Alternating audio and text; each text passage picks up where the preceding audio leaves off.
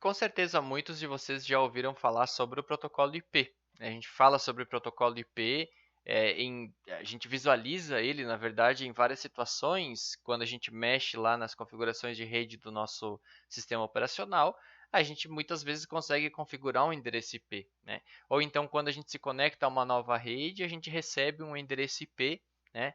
E principalmente no Android, por exemplo, quando você se conecta, ele informa lá, obtendo endereço IP, né?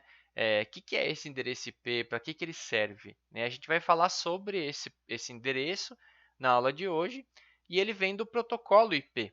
Né? O protocolo IP significa Internet Protocol. É um dos protocolos mais utilizados na internet, um dos protocolos mais utilizados nos nossos sistemas. Tá?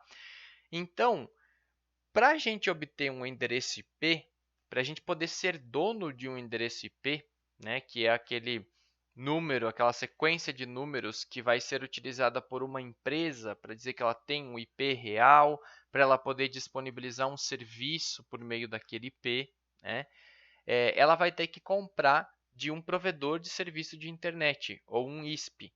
Tá? Esse ISP ele vai obter um endereço ou um bloco de endereços por meio da ICANN. Né? Então, a ICANN seria a Internet Corporation for Assigned Names and Numbers. Então, quer dizer, ela vai trabalhar com a associação de números e nomes na internet. Ou seja, quando eu compro um endereço IP, eu consigo também associar ele a um endereço de domínio. Tá? Então, eu posso comprar lá, por exemplo, www.algumacoisa.com. Né? E esse endereço eu posso associar ele a um endereço IP, que vai ser um endereço IP meu, que eu comprei por meio do meu ISP. Tá? Então, a ICANN ela vai alocar endereços, ela vai gerenciar o DNS, que é um serviço que vai fazer essa associação do endereço IP com o algumacoisa.com. Tá? E ela vai atribuir nomes de domínios, que é esse algumacoisa.com. Tá? Então, ela vai fazer todo esse gerenciamento para a gente. Ela é uma entidade única, que vai atuar para o mundo inteiro, mas ela se divide em alguns escritórios regionais. Né? Então, ela tem o departamento chamado IANA, que vai controlar esses escritórios locais. Então, por exemplo, o nosso escritório aqui na América do Sul é o LACNIC, e aí, por meio desses escritórios, a gente vai conseguir comprar, né, e fazer a alocação dos números de internet.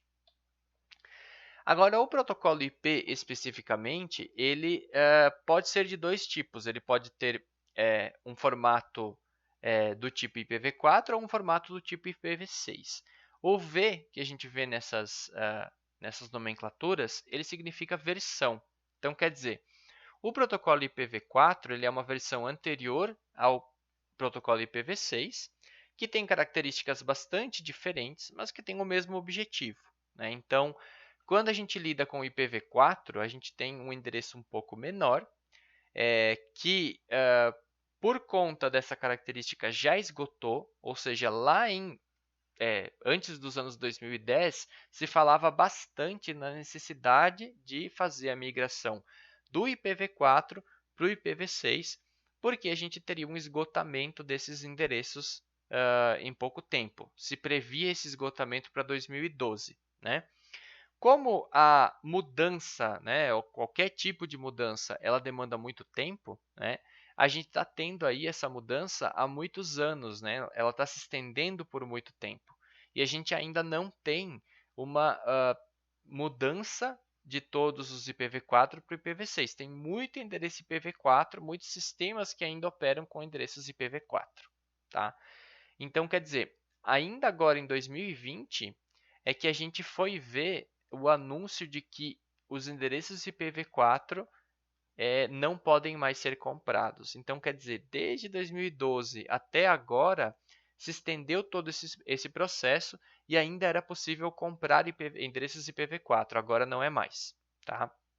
Depois eu vou deixar um link associado a essa aula para a gente poder ter mais informações sobre esse esgotamento. Esse é um assunto bem interessante que vale a pena aprofundar um pouco mais, né, saber um pouco mais para entender o porquê do esgotamento do IPv4.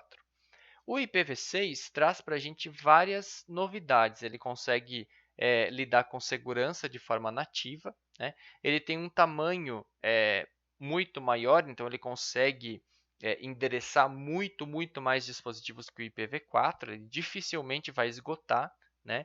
E ele está preparado para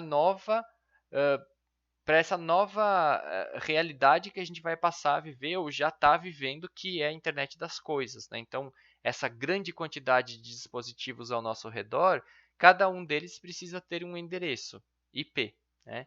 Então, o IPv6, por ter muito mais possibilidades de endereçamento, consegue endereçar todos esses dispositivos. Então, na aula de hoje, a gente vai estudar o IPv4, que ainda existe em vários sistemas e por isso a gente precisa saber como ele funciona. E vamos ver também como funciona o IPv6, que é a nova versão do protocolo IP.